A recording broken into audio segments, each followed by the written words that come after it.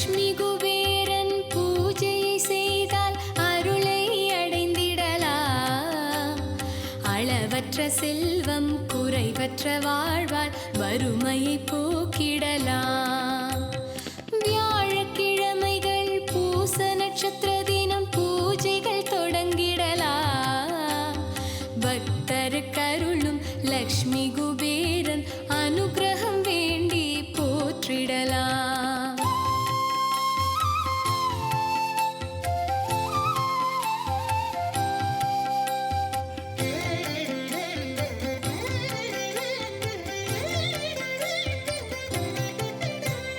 கலசம் மாவிலை புஷ்பங்கள் யாவையும் கருத்துடன் சேர்த்திடலாம். அட்சதை தேங்காய் வெற்றிலை பாக்கு நவதானியம் வைத்திடலாம். தூபங்கள் தீபங்கள் நைவேத்தியங்களை காட்டியே மகிழ்ந்திடலாம். பக்தருக்கருளும் லக்ஷ்மி குபேரன் அனுகிரகம் வேண்டி போற்றிடலாம்.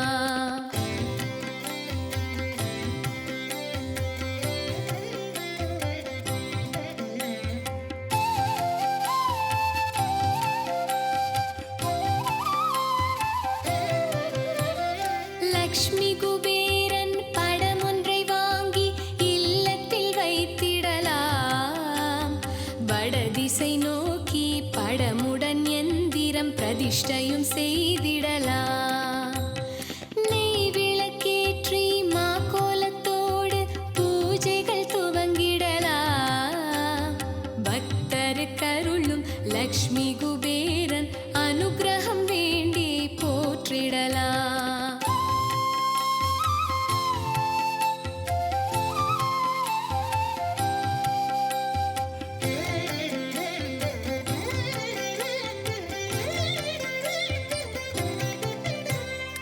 அன்னைக்கே உகந்த சுபதின நாளில் அழகாய் பூஜிக்கலாம். அழகிய மேடையில் லக்ஷ்மி குபேர எந்திரம் சார்த்திடலாம். கலசத்துள் நீரை நிரப்பிய மாவிலை தேங்காய் வைத்திடலாம். பக்தருக்கருளும் லக்ஷ்மி குபேரன் அனுகிரகம் வேண்டி போற்றிடலாம்.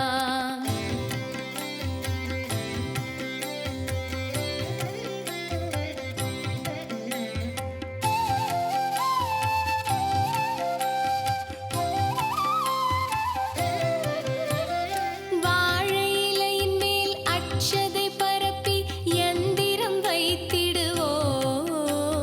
சந்தனம் வைத்து குங்குமம் இட்டு புஷ்பங்கள் சாற்றிடுவோம்.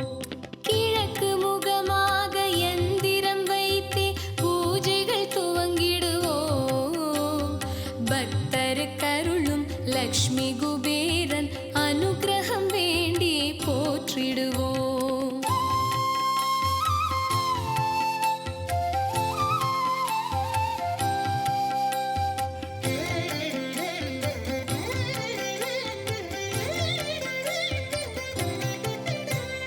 வெற்றிலை ஒன்றில் மஞ்சளால் கணபதி உருவத்தை பிடித்திடலாம்.